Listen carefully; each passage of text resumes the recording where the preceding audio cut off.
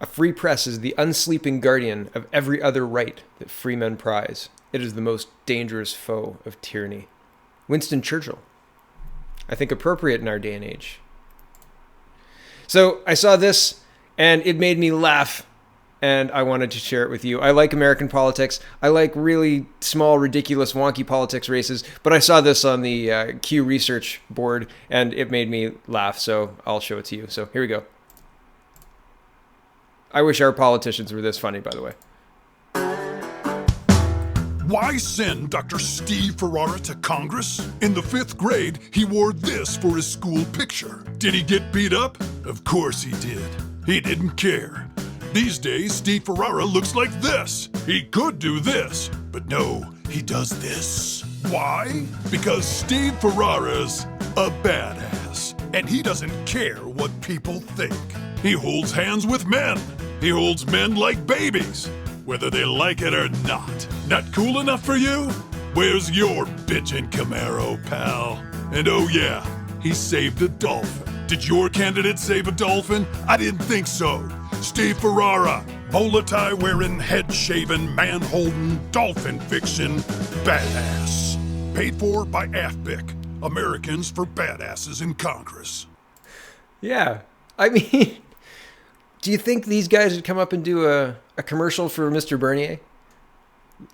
How about Tory Watch, John Tory Watch? Can you put something like that together for Mr. Bernier? Because I think that would be very funny. Anyway, it made me laugh. Okay, so into what we're dealing with here tonight. So on October 5th, The Sun posted, and it was Candace Malcom, and we're going to see Candace Malcom's tweet streams because she's talking about this a lot, but she posted a column saying, quote, asylum seekers not eligible to vote receive voter registration cards. So what she's saying is not that asylum seekers are getting the voter cards like you are eligible to vote, this is your voting location, etc., etc. She's just saying that they're getting voter registration cards. So here's a tweet that says, and this is on the 11th, but this is just part of the setup, and we're going to get to the Elections Canada tweet here. So it says, it's Candace Malcom again, the author of the piece we're just looking at, and it says, she says, quote, this is so weird. Why is Election Canada promoting, even defending a proposed Liberal bill? And the Elections Canada tweet is a part of a tweet thread, and here it is. It says, and this tweet thread was put out October 9th, so 4 days after the original story was put out by Miss Malcom, that illegal or asylum seekers, so illegal border crossers, people who have crossed into Canada illegally, were receiving voter registration cards. So, quote, Elections Canada says, recently people have been sharing inaccurate information about voter registration and ID. We'd like to clear the record. Elections Canada mails voter registration letters to potential electors. These letters say the recipient is not registered to vote. They invite the recipient to register if they're a Canadian citizen and at least 18 years of age. Voter registration letters for potential electors are not the same thing as voter information cards. Voter information cards are cards we send at election time to registered voters only. When a potential elector goes to register themselves, they must sign a statement to the effect that they are a Canadian citizen aged 18 years or older. So they don't have to prove it, they just sign a statement saying they are a Canadian citizen and they're over 18. Okay, back to the tweet stream. The voter information card is not currently accepted as ID. At no time have electors been allowed to vote by showing a voter information card as their only piece of ID. Bill C-76, currently before Parliament, would allow voter information card to be used as proof of address. Elections Canada would not accept the voter information card alone. It would have to be shown with another accepted piece of ID that proves their identity. More about voter ID here and more about Bill C-76 here. Okay, so I'm not going to get into the voter ID or the Bill C-76, but I think it's interesting that people don't have to prove that they're 18 or older. That would be fairly simple with most IDs, like a passport, like a Canadian citizen piece of ID, like a passport or a driver's license, which are accepted as pieces of ID, right? But now they just have to sign a statement saying that they are?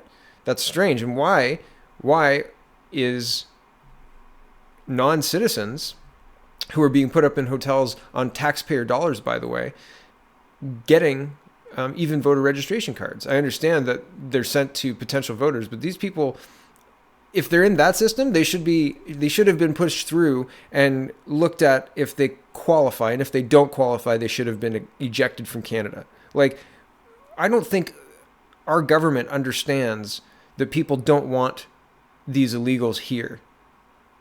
If they don't qualify, get them out. It defies reason to pay millions of dollars to people who don't qualify. It defies reason to pay money to put them up in hotels if they don't qualify. And 90% of them don't qualify. So what are we doing? Putting them on roll lists for voting. They shouldn't be doing that. Not at all. Malcom tweets again, as weird it is for Election Canada to defend the Liberal bill, the fact of the matter is they still haven't answered the questions or concerns raised in my Sun reports. Why are non-citizens on an Election Canada list? Why are non-citizens being invited to register to vote? Great questions. Wonderful questions. And this is just a link to the original article.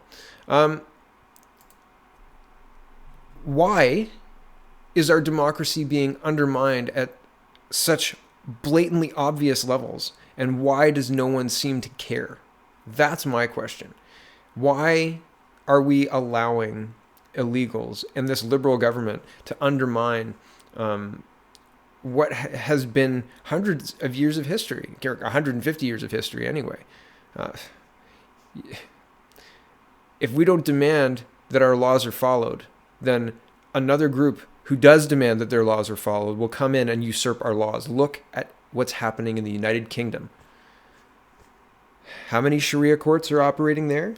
Their laws supersede the Commonwealth British laws.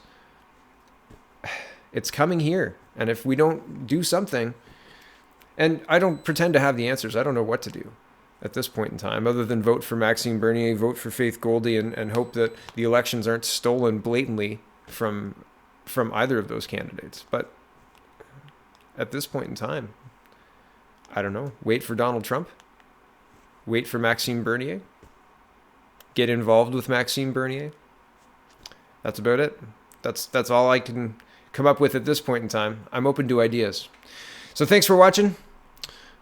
Links to everything that I talk about are in the description. And check out peoplespartyofcanada.ca, faithfortoronto.ca. Thanks for watching.